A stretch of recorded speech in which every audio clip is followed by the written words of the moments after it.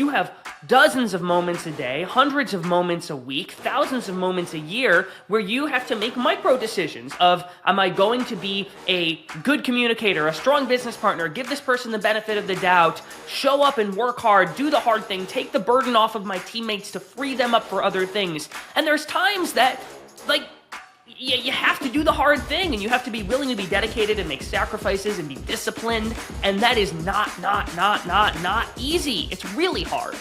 This is the Business OS, a conversation powered by Just Call, dedicated to giving you the tools and knowledge needed to win your business.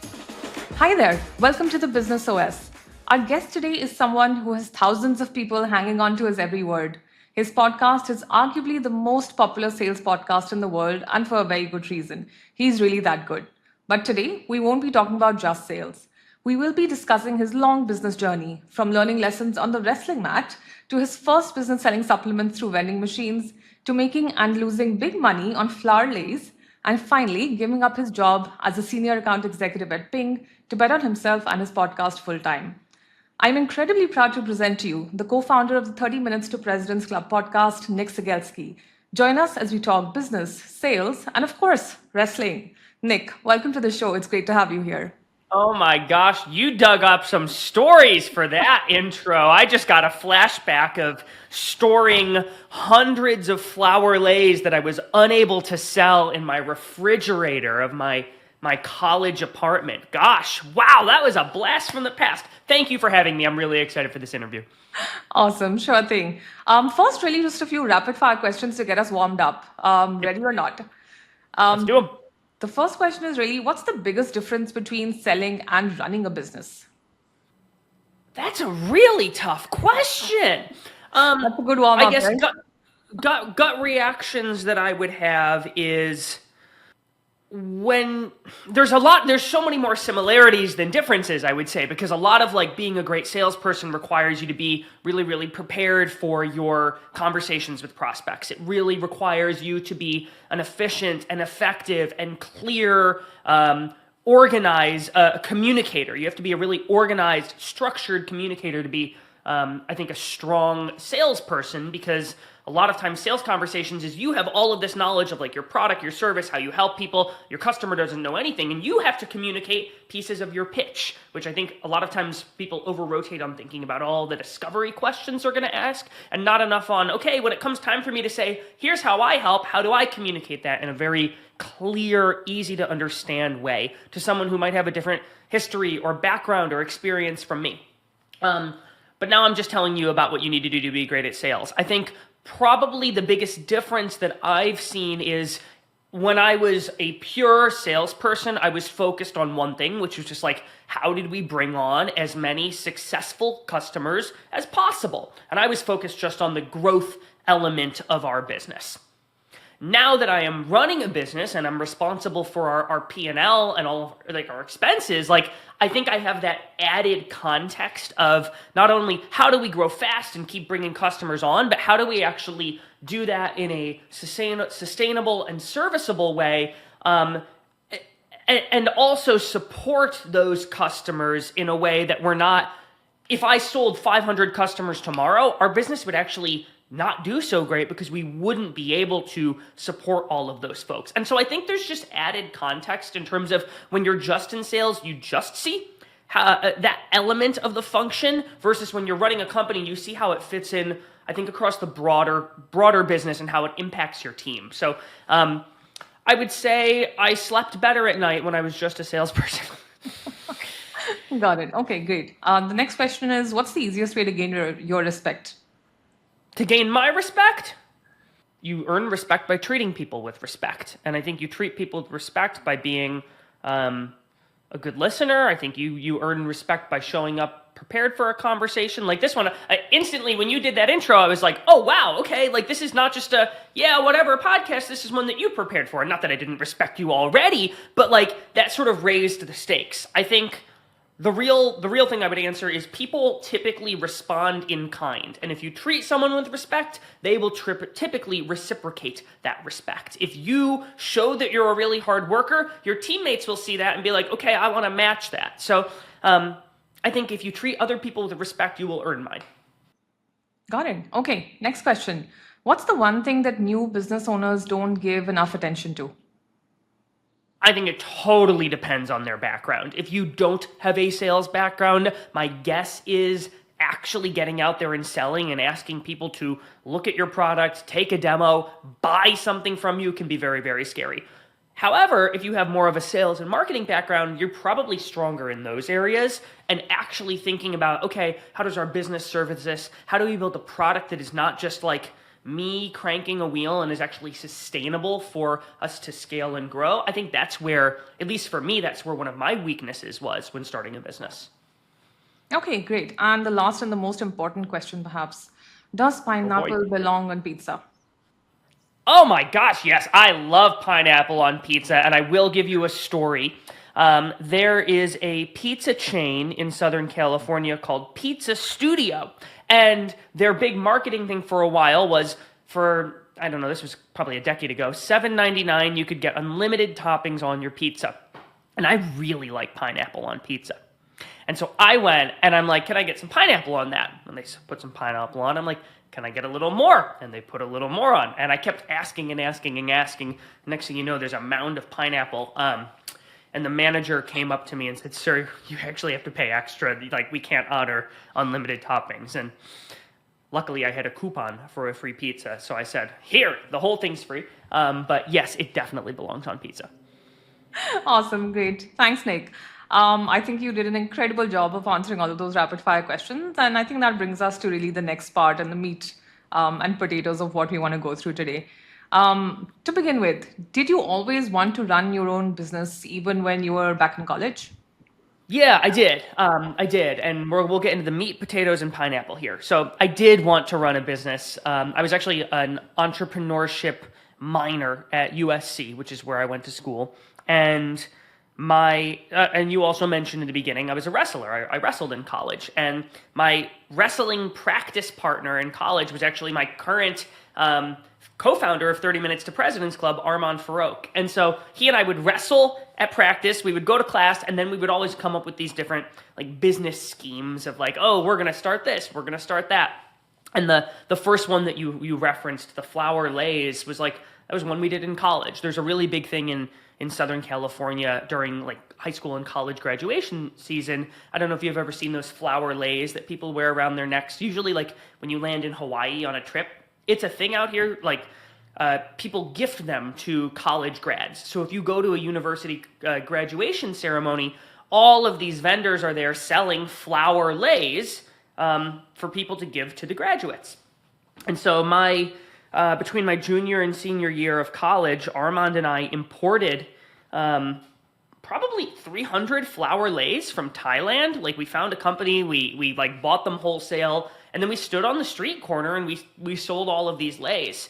And we did it for 2 different graduations. The first one, the one at USC, did really, really well because we were able to find a corner that tons of people walked by that was just off campus. And I literally just stood there and I'm like, lays, $15, get a lay, $15, which was twice what we bought them for. So the margin was pretty good. And as a college student, I walked away with some great money in my pocket.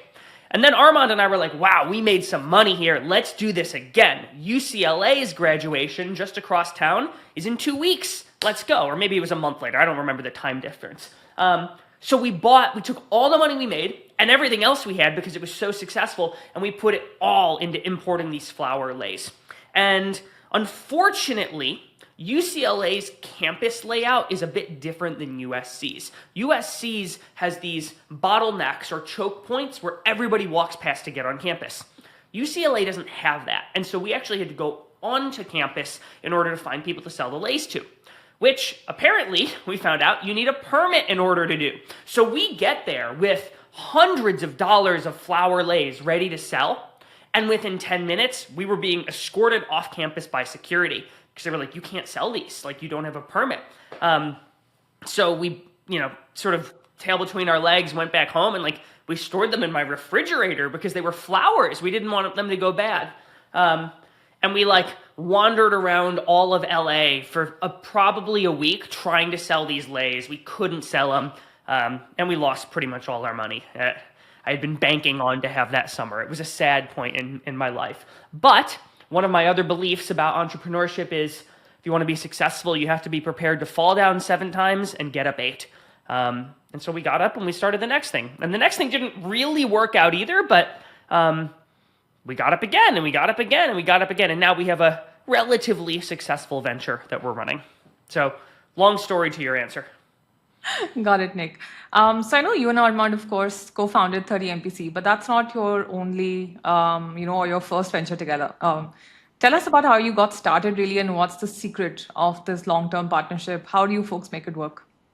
Are you asking about our personal relationship and how we make it work? Well, I guess there's probably a bit of both, but, more around the work relationship, really. Yeah, I mean, it's really blended. I think it's really, really blended. I think, Armand and I have known each other almost 15 years now. And I actually think our relationship has improved the more adversity that we have gone through together. And there's a concept that he and I talk about sometimes, which is the concept of a shared trial, which is when you go through hard times with another person and you have each other's back, it actually brings you closer. And I think there's a belief that a lot of people have, which is when you experience adversity, that's not a good thing. And I disagree with that. I think adversity is a good thing because it helps make you stronger and it helps make teams stronger. And so I hate to say it just like boils down to like really good communication, but it does. And I think, I don't know, so we have conflict. We have conflict all the time because we're running a business together, and naturally, like, stuff happens and work happens and emergencies happen.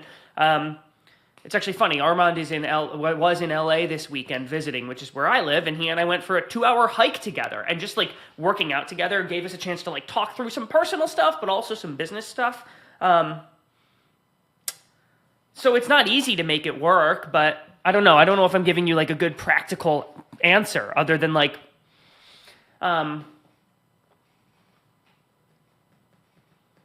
yeah, I don't know. I mean, he and I just, we care deeply about each other. And we started with the friendship, and we started as, wrestling training partners. So I think that history really helps. So I guess clearly, sometimes bonding over adversity, I guess, communicating, sometimes over communicating, and then, Yep. sort of being true to each other and honest, I guess, are probably the fundamental parts of any working relationship, right? And I know you talked Yeah. about wrestling, and that's definitely something that you seem to be very passionate about. And something you've been doing since high school. How does wrestling shape you as a person, a leader and a business owner? Oh, tremendously. I started wrestling when I was in 7th grade, and I will never forget the first thing that my coach said to me on the very first day of practice. Literally, brand new wrestler. I walk into the room, and our coach stands in front of the room, and all the wrestlers are sitting there, and he goes, "Folks, if you want to be a great wrestler, you have to be disciplined. And the definition of discipline is doing what you don't want to do when you don't want to do it. The definition of discipline is doing what you don't want to do when you don't want to do it." And that definitely applies to wrestling. There's times you have to, there's a big weight management element of wrestling where you have to really, really watch your diet. There's just a tremendous amount of hard work. You put your body through a lot. And so much of success in wrestling is your willingness to say, you know what? There's a comfortable way and there's a not so comfortable way, and I'm going to choose to go down the not so comfortable way because I know it is going to yield success for me. And that is a lot of business that I found, which is so much of it is there are small choices that I have to make every single day. You were asking about the relationship with Armand. Well, when you're in a relationship with somebody, you have dozens of moments a day, hundreds of moments a week, thousands of moments a year where you have to make micro decisions of, am I going to be a good communicator, a strong business partner, give this person the benefit of the doubt, show up and work hard, do the hard thing, take the burden off of my teammates to free them up for other things. And there's times that, like, you have to do the hard thing, and you have to be willing to be dedicated and make sacrifices and be disciplined. And that is not easy. It's really hard. But that's what makes a successful relationship. It's not just this one magic hack. It's why I think I struggled giving you an answer previously, to be like, oh, here's the key to having a great working relationship. Well, the key to having a great working relationship is, keyword here, working. It takes work from you. There's a belief that I have, there's a quote that I really, really like, which I also learned from my high school wrestling coach, which is, if it's to be, it's up to me. And what I mean from that is, if you have to make your weight class for a wrestling event, there is only one person who can get on the treadmill, put on the sweatshirt, and run to lose the weight you have to run. It's you.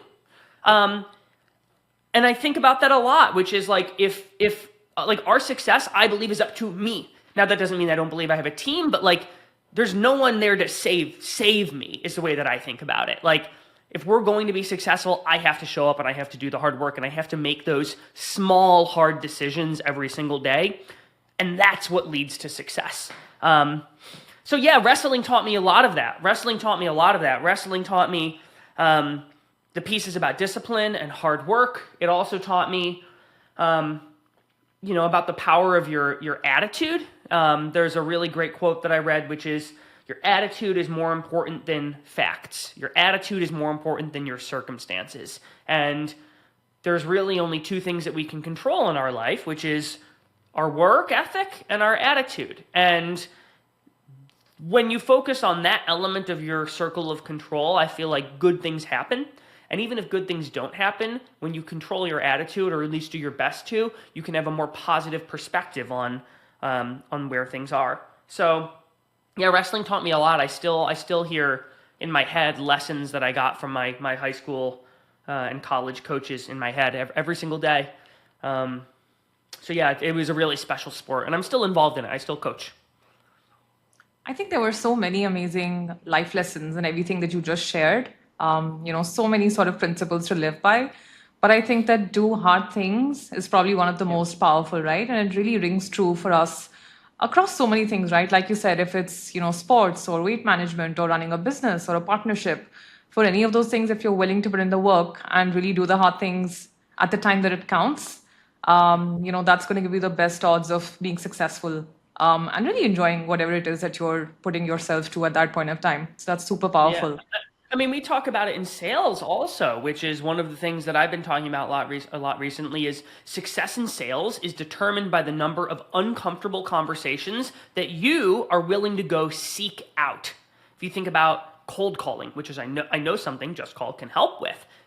When you pick up the phone and cold call somebody, most of the time, even if you're a really great salesperson, you are going to be met with rejection. It doesn't matter how good you get at cold calling, you are still going to deal with people who get upset that you called them, people who are gatekeepers on the phone who won't let you through to the person you want to reach, people who don't answer their phone and you keep hitting voicemail after voicemail after voicemail. And it doesn't matter how good you get, you're still going to deal with that rejection and monotony and adversity, but the best salespeople know, okay, my success is going to be determined by my ability to keep moving towards the discomfort. And that's actually a positive signal.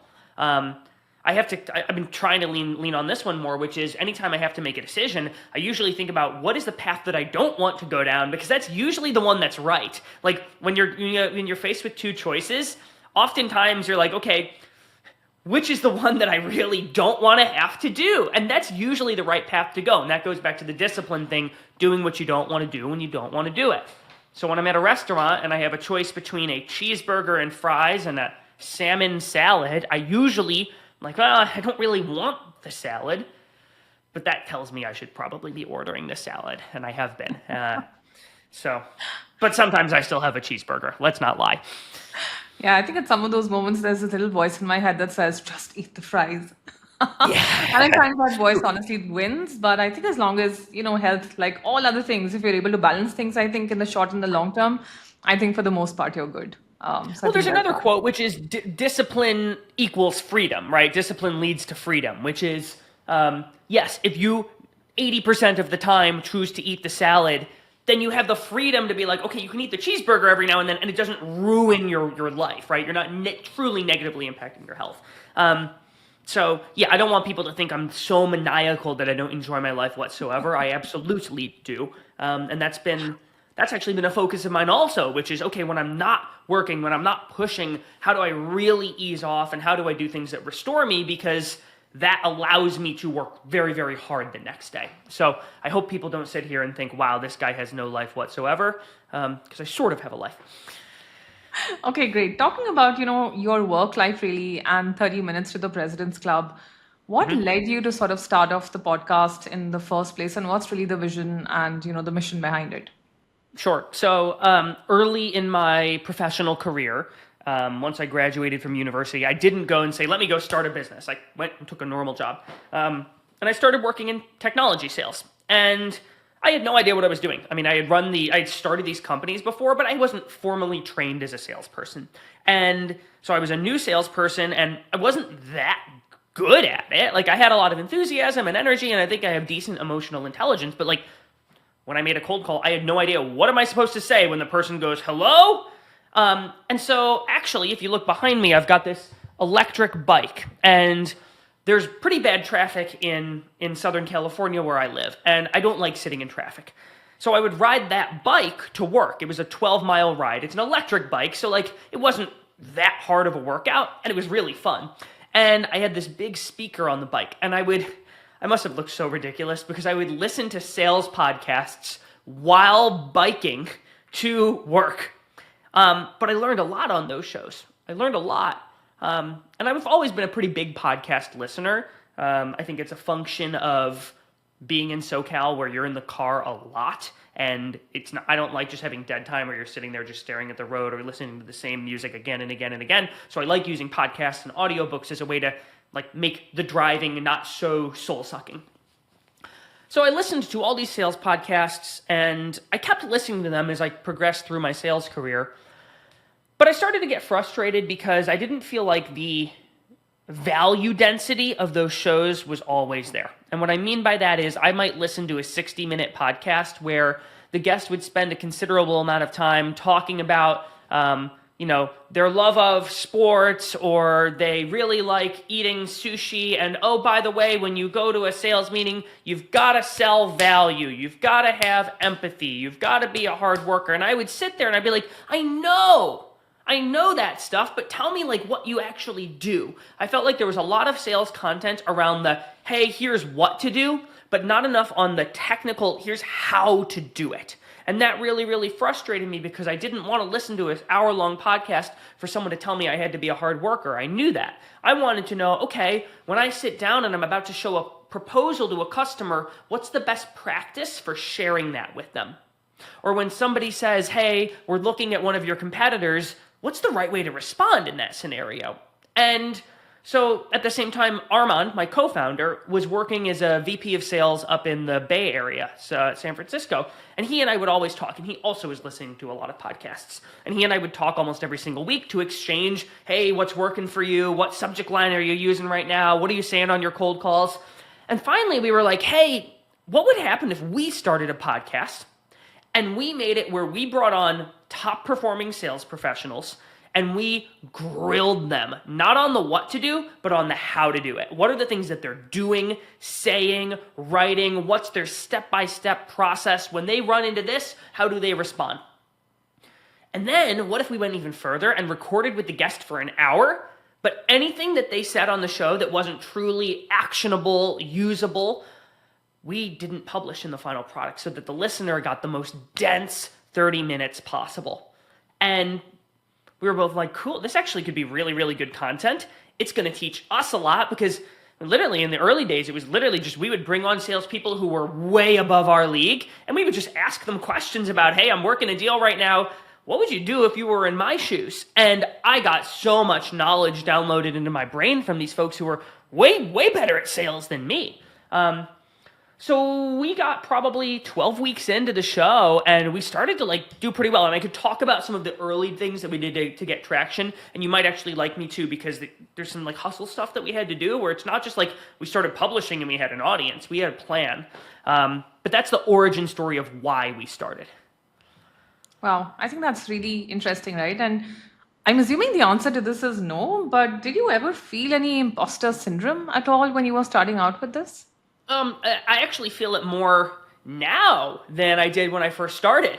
Because, it's funny, you kicked this off being thousands of salespeople hang on to Nick's every single word. And yeah, that's true, but so I still sell our sponsorships every day for 30 minutes to President's Club, and I lose deals all the time. And I'm sitting there today, before this meeting, I was on LinkedIn, prospecting, sending messages, trying to get introductions to, potential customers. And, the reality of sales is you're almost always going to lose more than you win. And so I deal with the same adversity that salespeople out there do, but a lot of people are looking at me as, wow, Nick knows everything about sales. And that's just not true. That's not true at all. And so I actually think as people look to us as thought leaders even more, it's actually given me more imposter syndrome than when I started. So yeah, I feel it all the time. I feel it all the time. Got it. So Nick, when you folks started the podcast, right? It wasn't a full-time gig for you folks back then. At some point, it Correct. did, of course, become that. What was the plan when you started out, right? And of course, you talked about how it was just to kind of share a lot of actionable stuff that sales folks could actually use. But at what point did you folks actually realize, you know what? I think we've got an actual business on our hands. We can perhaps quit our day jobs and do this full-time now. When did that happen for you? Yeah, so I don't think we followed the typical like entrepreneurial like route that I think a lot of people think, which is like you take this big leap of faith and you're quitting your job and you've got no parachute and you're going to figure it out. That wasn't really the case. We started the business in May of 2020, and I didn't come full time until July of 2022. So it was over 2 years of us running this business on nights and weekends, and the amount of like Sunday morning recording sessions that Armand and I did was ridiculous. But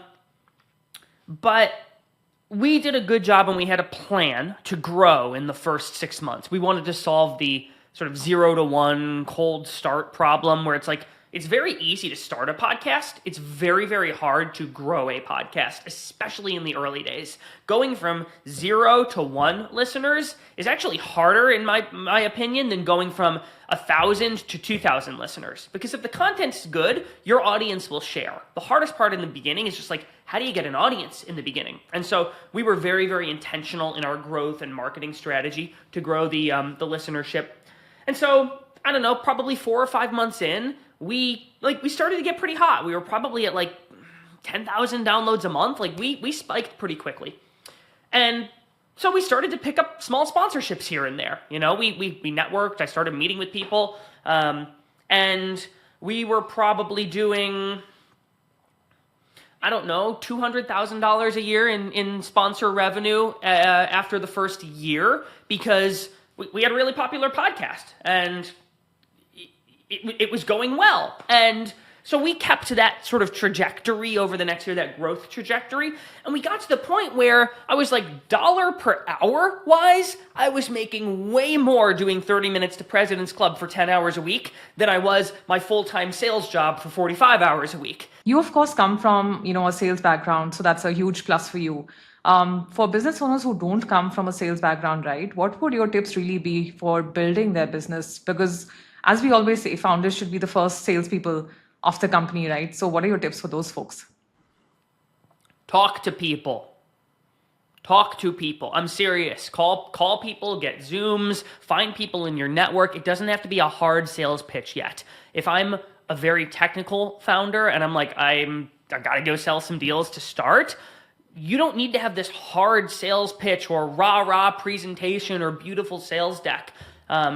I think you can start by figuring out what I would do, because I'll just share what I did, which was we sell to marketers. Typically, we sell to brand marketers, demand gen marketers, and content marketers. Those are usually the personas that are affected by the sponsorship with 30 Minutes to President's Club. And I didn't know what those people's worlds looked like. And so I started reaching out to people and saying, hey, you work at a sales tech company. We have a pretty big audience of salespeople. We're like trying to build out this sponsorship motion where I think you want to sell to the people in our audience.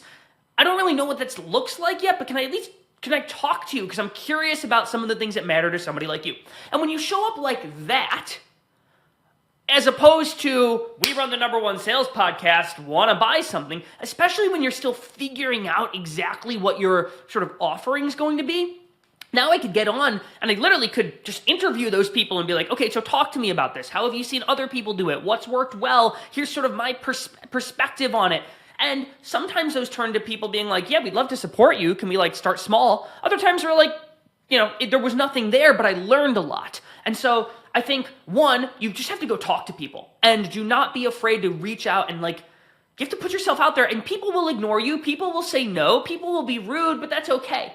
as long as you're not coming in, boom, punch them in the face with a big fat sales pitch, most people, if you're like, hey, I'm sort of learning, can I talk to you for 22 minutes? They, for the most part, will say yes. That doesn't mean 100% will, but that means if you reach out to 20 people, you will get some conversations, especially as a founder. Then the next piece is your conversation with them should be exactly that, a conversation. It should not be, let me pitch at you. But it also shouldn't be, I'm just asking you a bunch of questions, prospective customer. A really good sales call has give and take. It has back and forth. It has them sharing information. It has you sharing information. And to get the conversation started, my recommendation would be show up to that conversation with a hypothesis or with a point of view on, hey, the reason that I'm starting this sponsorship business is I think marketers at sales tech companies are wanting another channel to get in front of potential customers. And I think the way that it might want to look is like this, but I don't know because I've not done your job. Can you help me understand better how I might structure this thing? That's probably how I would do it. That's how I would frame those first conversations. And you'll get better and better at identifying some of the patterns related to, oh, here's what most of the demand gen marketers I talk to really care about. And that can help you start to craft your offering. And eventually you're going to have to ask people, like, would you like to become a customer? And you might start with like a design partner where it's like, hey, we're sort of looking for our first couple customers. Like, we would work really closely with you. We'd make sure this thing like was a win. This wouldn't be just a stock offering.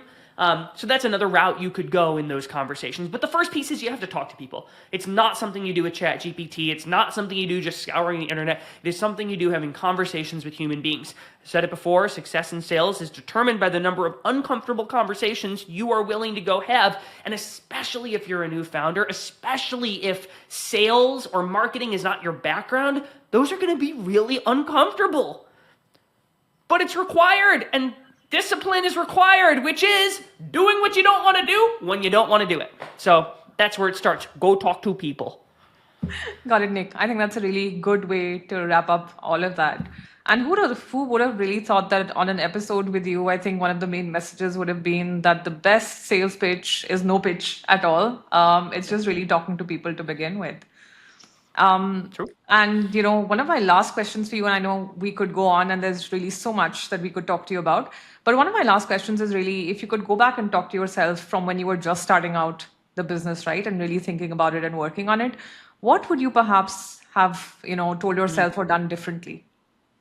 I think it's similar advice that I would give myself now, which is you will find your way. You'll find your way, and either things are going to work out well and awesome. You don't need to like toss and turn and lose sleep every night, or they won't, and you'll find your way also. I think sometimes, at least for me, I raise the stakes on myself. Sometimes too much at the expense of my own mental health. And one of the things that I've been working on finding a balance between is I really, really care about my business and my professional success. And I work really, really hard at it. And that can be a good thing, but it can also be a bad thing because it doesn't allow me to sometimes take my foot off the accelerator and say, I heard a really great quote from a woman named Martha Beck recently, where she said, if something scares you and you try to control it, it creates anxiety. But if something scares you and instead your reaction is creativity, it actually creates all of these possibilities, and you might not get that same sort of uncomfortable negative feeling. Not that I actually think all feelings are good feelings because they give us a lot of very valuable information, but one of the things that I think I've been trying to do more now, which would be the advice that I would give a younger me, is okay, if you're worried or anxious or scared about something, instead of like trying to cling to it or hold it, how do you actually look at it from a perspective of, all right, like how can I get creative here? What actually is the good thing to arise from this adversity that we're dealing with? So that's the advice I would give myself then. It's the advice I would give myself now also. Awesome. Thanks so much, Nick. And before we wrap this up, is there anything else that you think, you'd like to tell people really about your journey that would help them on theirs when they're building their own business?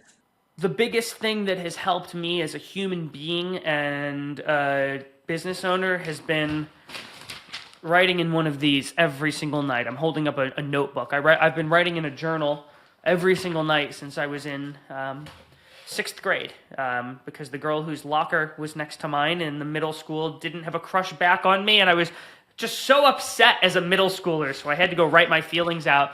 But I probably write in a journal 350 days a year, pretty much every single day a year, and it's not always long. Sometimes it's 2 minutes, sometimes it's 20 minutes, sometimes it's 5 minutes. But every single day before I go to bed, I try to sort of write out some thoughts, because those help me settle my mind. They help me sort of organize my thinking.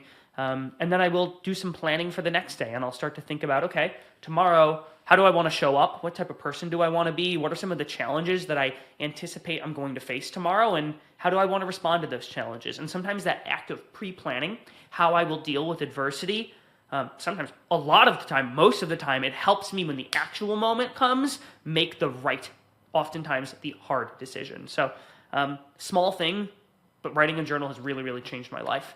The other thing I would say is you definitely got to go check out Just Call. That's the other thing I would say. Thank you for that product plug right at the end, Nick. And honestly, thank you so much for, taking time out for us and speaking to us, and honestly for being so generous about, all of your experiences, things you've learned along the way. I think, it's incredible that we celebrate each other's successes, and we definitely should do that. But I think there should be equal spaces really for us to be talking about the struggles, how we got there, and really advice to other folks as well, right? So thank you so much for being so generous with all of it. It's been a pleasure. Thank you for having me. I appreciate you. Thank you for listening to the Business OS. If you're looking for more resources on how to navigate growth, please go to justcall.io/thebusinessOS. And don't forget, the journey is easier when you have a Business OS.